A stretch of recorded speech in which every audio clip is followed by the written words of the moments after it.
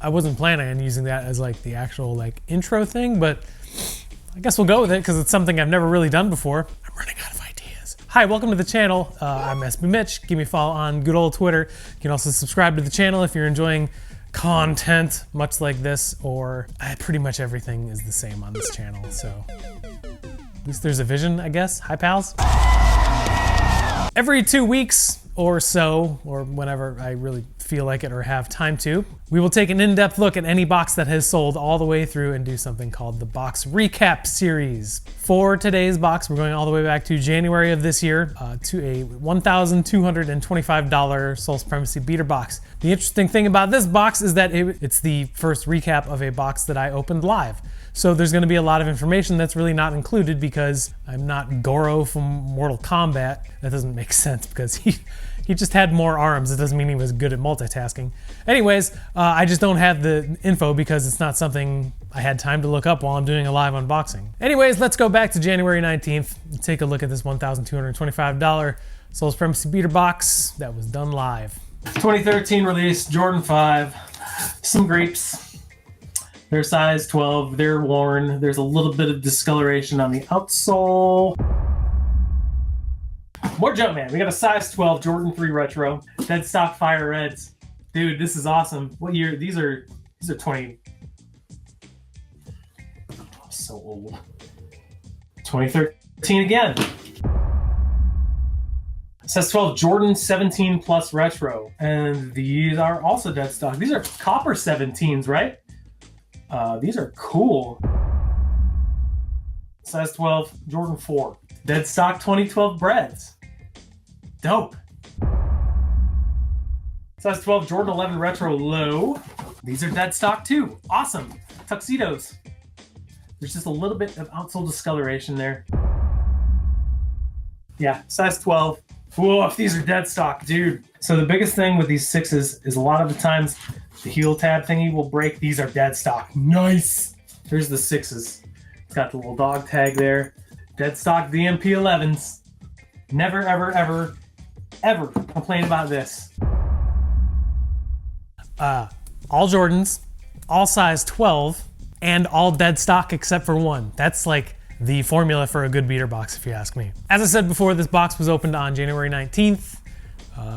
I think I actually bought the box in December of the previous year, which is, 3 weeks beforehand, but I think it just kind of sat and I never opened it. I don't know why. The turnaround on this box was kind of awesome. The last pair that sold was actually the DMP, and those sold on February 9th, I think, something like that. So that gives the box a turnaround of exactly 3 weeks, which is pretty insane. A nice little bullet point that is that the other 5 pairs in the box all sold within 10 days of going live on the website, or basically me putting them up on GOAT. Speaking of which, all but one pair sold on the GOAT app, so this might actually be the easiest beater box I've ever gotten. Also, remember when I said, you kind of have to be careful with the DMP, careful with the DMP 6s because they have that strap thing on the back that cracks really easily. Well, they weren't cracked when I opened the video, but they definitely cracked when I put them back in the box. So, I mean, regardless, I think the person that bought the Defining Moments pack probably bought them for the 11s because they're very coveted. I'm not really gonna delve into the estimates of this box because, like I said, I don't really have them. The only time I really had to look up any kind of market value for anything was when I put them up on the website. And I don't remember what the market value was at the time, so oh well. But with that being said, we'll just take a look at the spreadsheet a little bit longer. Here it is. As I'm sure you know, the far right column is the actual sale prices before fees and shipping, which ended up being a whopping $2,161, completely destroying any kind of expectations I had for this box. Then you take out all associated fees and shipping cost, and we're left with $1,887.90. All we have left is the box cost of $12.85, which is $12.25 plus the $50 in shipping and a $10 membership fee, because it's $40 a month to have a membership.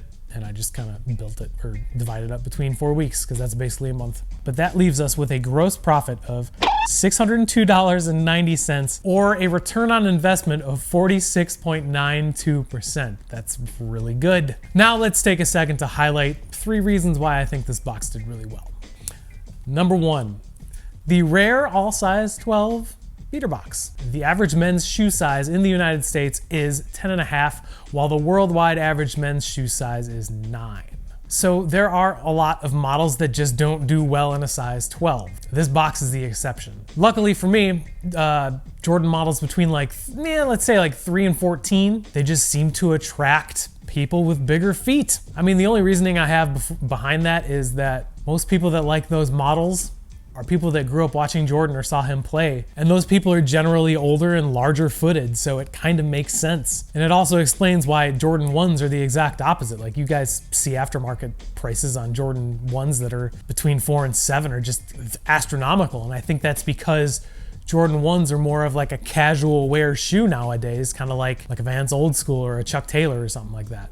Number 2, sale prices versus the box cost. After seeing how much all of these pairs sold for, the fact that this box was $1,225 is absolutely bonkers. Like, it makes little to no sense to me. But it just solidifies my belief that Sole Supremacy just severely undervalues older pairs because of their wearability window or something like that. And this box proved that it was also regardless of condition.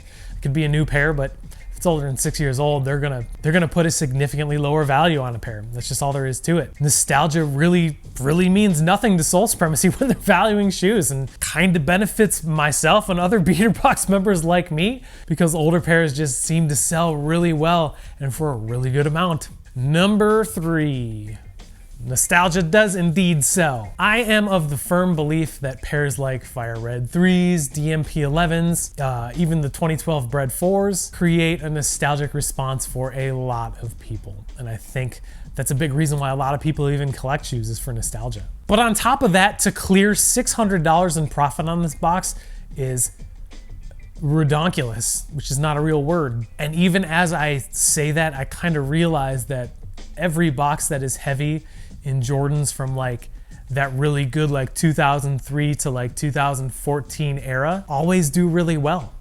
And luckily for myself and other beater box members, like I just said, like they place lower values on pairs from that era because of their wearability window. But in my opinion, it's just the quality from that era is just so good. So that's the live box. This box did really good, and it was really easy. I don't get many boxes that are that easy to sell. So when I do, it's there's always going to be a warm welcome involved, because the less work I have to do, the better. Thanks for watching. I appreciate it. There's a bunch of videos coming out this week. I think my IDs got delivered. We're doing a couple closer looks, and there's a beater box on Friday. So stop back if you want, or don't.